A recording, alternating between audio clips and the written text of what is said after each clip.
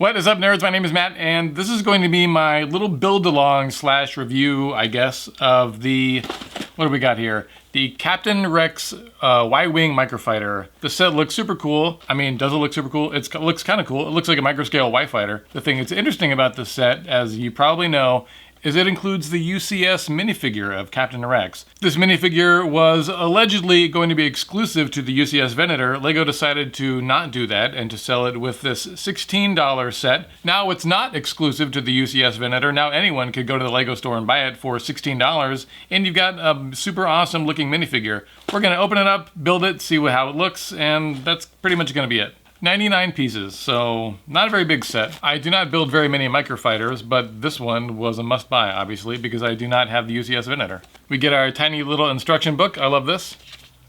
This set comes with 3 bags, and then we also get a box with a cape in it. Or not a cape, this is actually gonna be the pauldron. All right, this is not gonna be super exciting, so I'm gonna skip ahead to an interesting part now. So it's been a few minutes. We've got bag 1 done. It's looking pretty good. Let me show you the minifig that we just built. Rex, he looks super cool. Let me hide my face so that my camera will look at the minifig and not me, because my camera is obsessed with me, to be honest. It's sad. Looks really good. As someone who did not buy the UCS Venator, I think this thing looks great. It's a beautiful minifig. I'm super happy to have gotten it for $16. Let's also take a quick look at the Microfighter, the first half or 2/3 of it. We've got 1 more bag. Should only take a few minutes longer.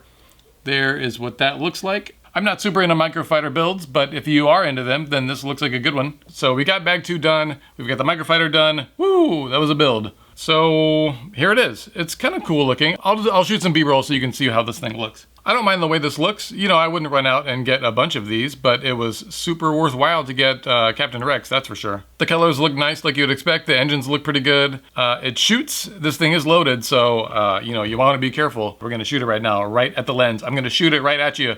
We'll see how this goes. Wow. That was not what I was expecting. Let's see, one more time. What the, did I load this thing wrong? Here we go. Are you serious? Did there's only one way to load it. I mean, something's gotta be wrong, because that was terrible. That was terrible.